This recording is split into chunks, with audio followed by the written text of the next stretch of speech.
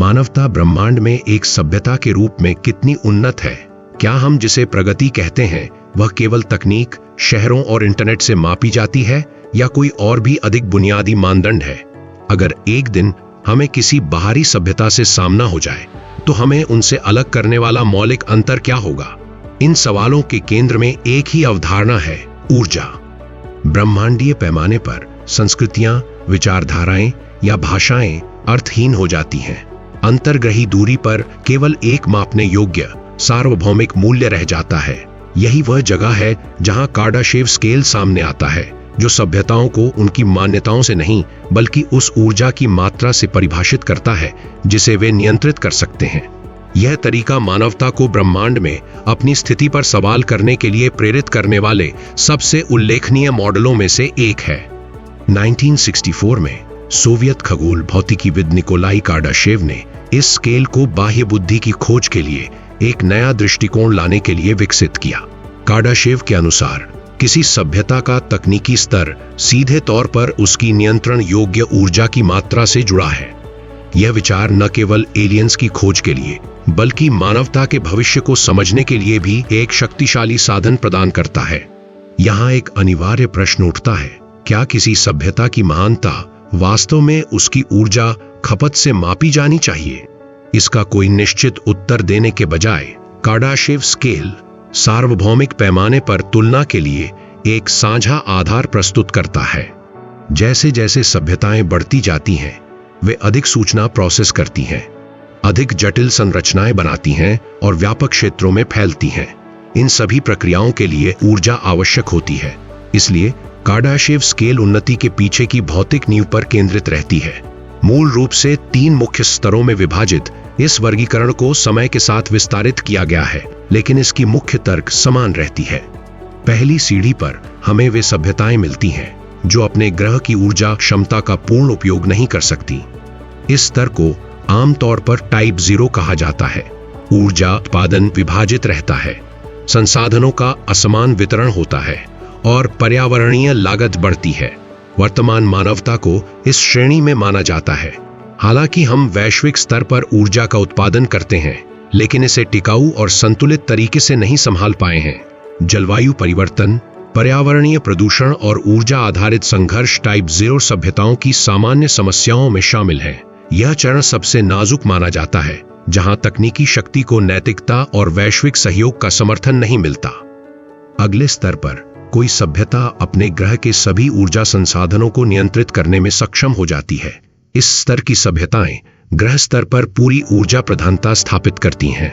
सूर्य की रोशनी, हवा, महासागर की धाराएं, भूतापीय ऊर्जा और ग्रह की आंतरिक ऊष्मा का प्रभावी उपयोग किया जाता है। ऐसी सभ्यता अपना वैश्विक जलवायु नियंत्रित कर सकती है, प्राकृतिक आपदाओं के प्रभाव को बहुत कम कर सकती है और ऊर्जा की कमी को समाप्त कर सकती है। कार्डाशेव स्केल में यह चरण टाइप आई के रूप में परिभाषित किया गया है। मानवता अभी तक इस स्तर तक नहीं पहुंची है। हमारी वर्तमान ऊर्जा खपत पृथ्वी की क्षमता का सिर्फ छोटा हिस्सा कवर करती है।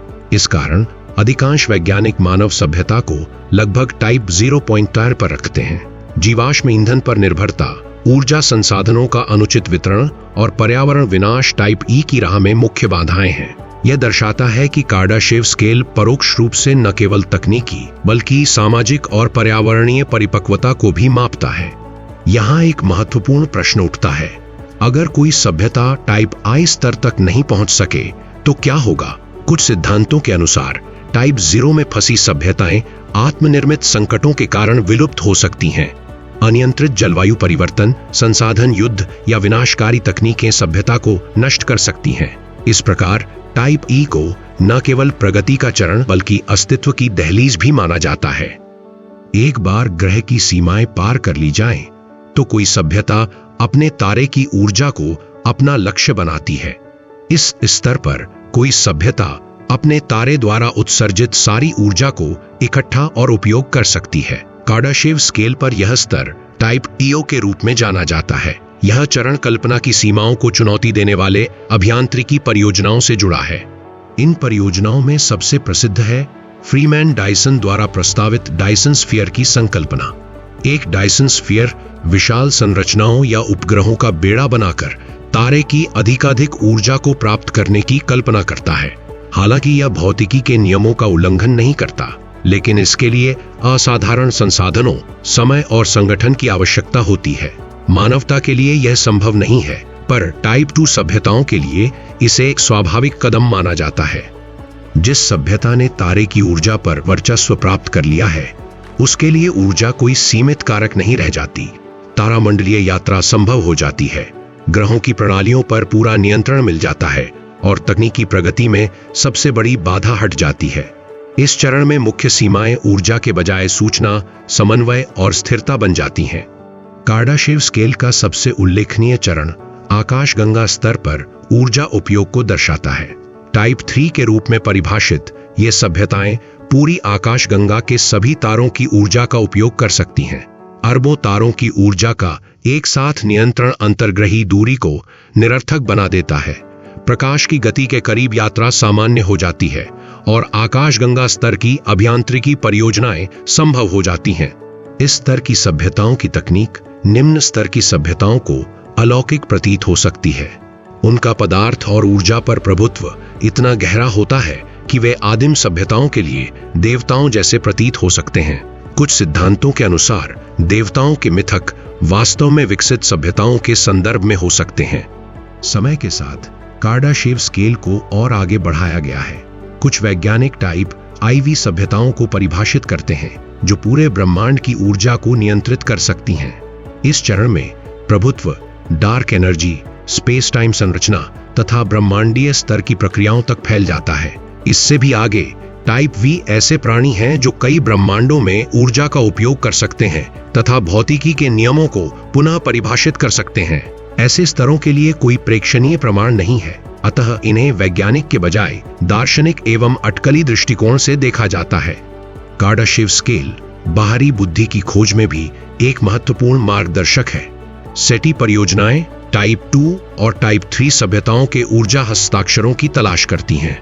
अगर किसी तारे की किरणों में असामान्य इंफ्रारेड विकिरण, अप्रत्याशित गिरावट या असामान्य आकाशगंगा स्तर की ऊर्जा वितरण प्राकृतिक प्रक्रियाओं से नहीं समझाया जा सके, तो यह उन्नत सभ्यता का संकेत हो सकता है। यहाँ एक अक्सर पूछे जाने वाला सवाल है, यदि इतनी विकसित सभ्यताएं हो सकती हैं, तो हमने अभी तक कोई क्यों नहीं पाई? इसे फर्मी प्रासंगिकता, फेर्मी पैराडॉक्स कहा जाता है। संभावित व्याख्याएं हैं कि सभ्यताओं का जीवन काल बहुत छोटा होता है, वे जानबूझकर छुपी रहती हैं या ऐसी तकनीक का उपयोग करती हैं जो हम नहीं पकड़ सकते। कार्डाशेव स्केल इस ब्रह्मांडीय चुप्पी के पीछे के कारणों को समझने के लिए प्रमुख ढांचा प्रदान करता है। अपने बल के बावजूद कार्डाशेव स्केल आलोचना से परे नहीं है। सभ्यता के विकास को केवल ऊर्जा खपत तक सीमित करना और सांस्कृतिक, नैतिक तथा जैविक विकास की अनदेखी करना सबसे सामान्य आलोचनाएं हैं। कुछ सिद्धांतों के अनुसार असली विकसित सभ्यताएं हमेशा अधिक ऊर्जा खपत करने के बजाय कम ऊर्जा से अधिक काम करना चुन सकती हैं। इन सभी बहसों के पार कार्डाशेव स्केल केवल मानवता के लिए वर्गीकरण प्रणाली नहीं है। यह लगातार यह सवाल उठाता है, क्या शक्ति वास्तव में अधिक ऊर्जा खपत करने के बारे में है? ऊर्जा का नियंत्रण महान संभावनाएं देता है, लेकिन इसका उपयोग किस तरीके से होता है, वह किसी सभ्यता के भविष्य को तय करता है। संक्षेप में, कार्डाशेव स्केल को ब्रह्मांड में अपनी जगह समझने के लिए सबसे सरल लेकिन प्रभावी मॉडलों में से एक माना जाता है। मानवता अभी भी यात्रा की शुरुआत में है। टाइप I तक पहुंचना केवल अधिक ऊर्जा उत्पादित करना नहीं, बल्कि ग्रह के साथ सामंजस्य में रहना, संसाधनों को समान रूप से बांटना और तकनीक का जिम्मेदार उपयोग करना है। इसलिए कार्डाशेव स्केल सिर्फ एक लक्ष्य नहीं, बल्कि भविष्य का आईना है। ब्रह्मांड में अपनी जगह और मानवता के भविष्य को मिलकर तलाशने के लिए वीडियो को लाइक करना, चैनल को सब्सक्राइब करना और कार्डाशेव स्केल पर अपने विचार टिप्पणियों में साझा करना न भूलें। आपके अनुसार प्रगति का असली मापदंड क्या होना चाहिए? आपकी राय का इंतजार रहेगा।